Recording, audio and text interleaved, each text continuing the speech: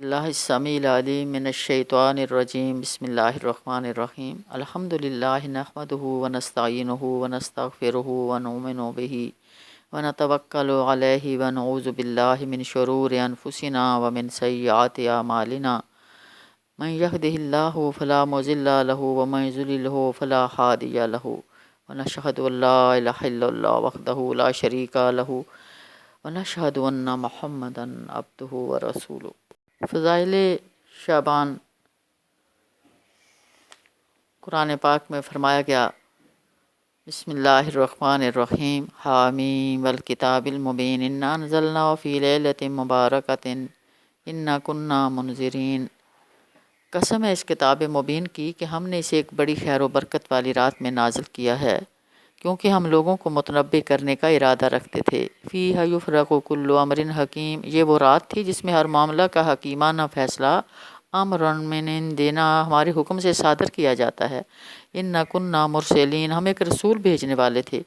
رحمتم من ربک، تیرے رب کی رحمت کے طور پر، یقیناً هو السمیع العلیم، انہ هو السمیع العلیم، یقیناً وہی سب کچھ سننے اور جاننے والا ہے۔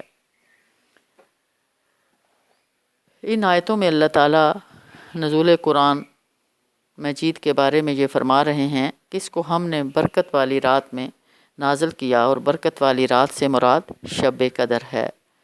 جیسا کہ فرمایا گیا، انا انزلناہ فی لیلۃ القدر، ہم نے اسے لیلۃ القدر میں نازل کیا ہے، اور یہ شب قدر رمضان کے مہینے میں آتی ہے۔ جمہور علماء کا صحیح قول یہی ہے کہ لیلۃ القدر سے مراد لیلۃ القدر جو رمضان المبارک میں آتی ہے، اس سے وہ ہے، یعنی بعض لوگوں کے نزدیک اس سے شعبان کی 15ویں شب مراد ہے، جو یقیناً صحیح نہیں ہے۔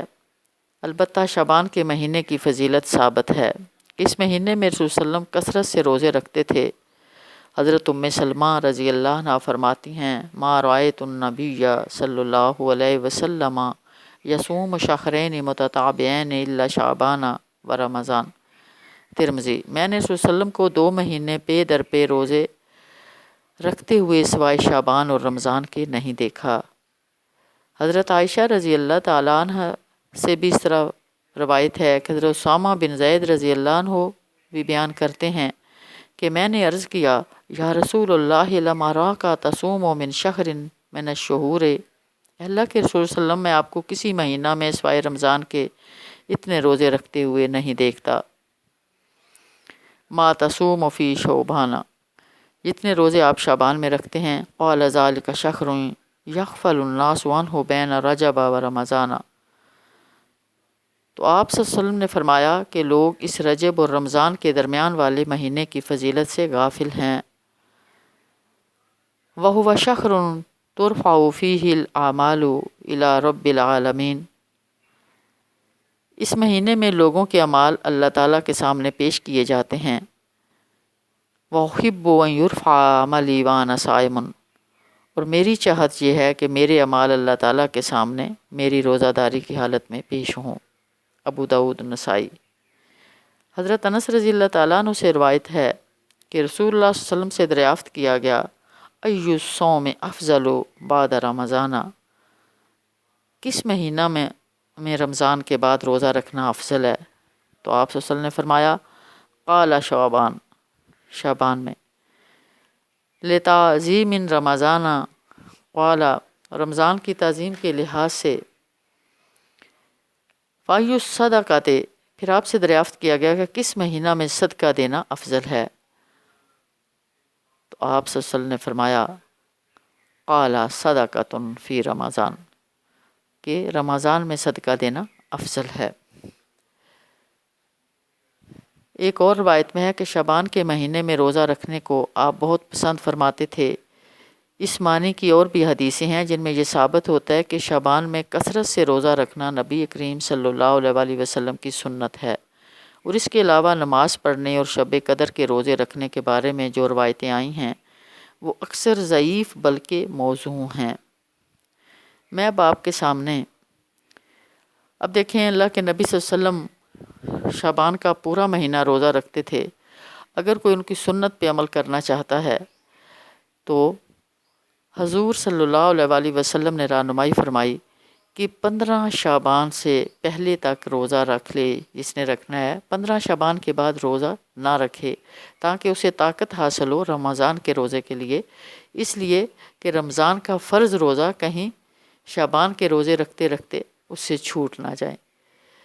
تو جو 15 شعبان کا لوگ روزہ سمجھتے ہیں، تو 15 شعبان کہ روزے کی کوئی شرعی حیثیت نہیں ہے، وہ ایک نفلی روزہ ہے، آپ رکھ لیں گے تو آپ کو اجر ملے گا۔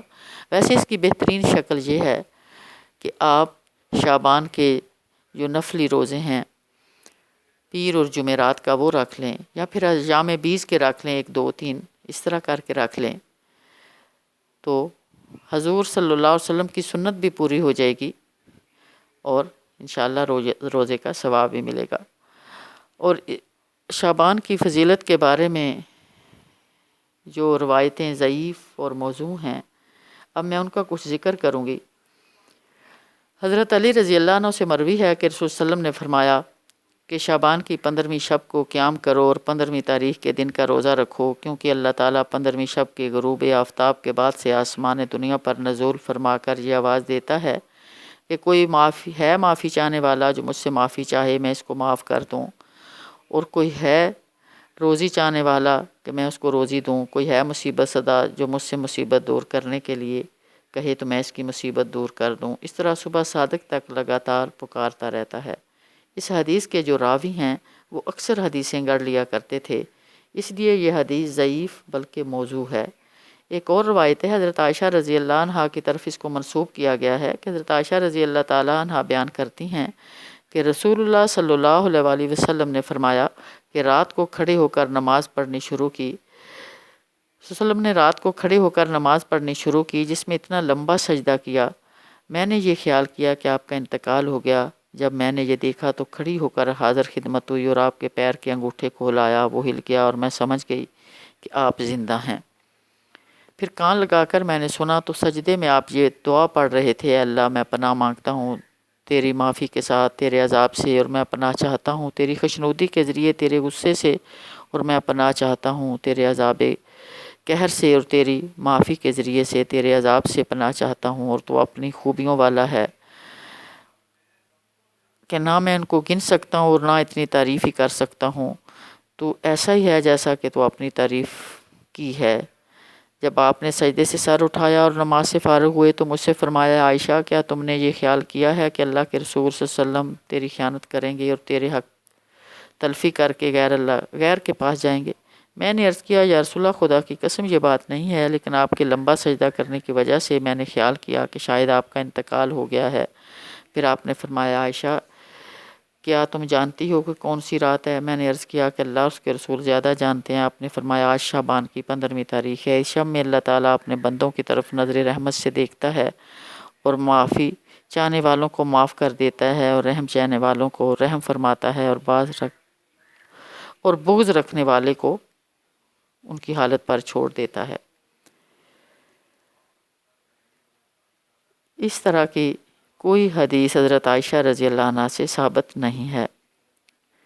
پھر ایک اور حدیث حضرت عائشہ کی طرف سے منسوب کی گئی کہ حضرت عائشہ رضی اللہ عنہ نے بیان کیا کہ رسول صلی اللہ علیہ وسلم نے فرمایا، میرے پاس جبریل علیہ السلام تشریف لائے اور فرمایا، آج کی رات شعبان کی 15ویں رات ہے، اس رات میں اللہ تعالیٰ قبیلہ کلب کی بکریوں کے بالوں کے شمار کے برابر دوزخ سے آزاد کرتا ہے، اور اس رات میں مشرق کی طرف نظر رحمت سے نہیں دیکھتا، اور نہ کینہ پرور کی طرف دیکھتا ہے، اور نہ رشتہ کاٹنے والوں کی طرف دیکھتا ہے، اور نہ ٹخنے سے نیچے پاجامہ لٹکانے والے کی طرف دیکھتا ہے، اور نہ ماں باپ کے نافرمان کی طرف دیکھتا ہے، اور نہ شراب پینے والے کی طرف دیکھتا ہے۔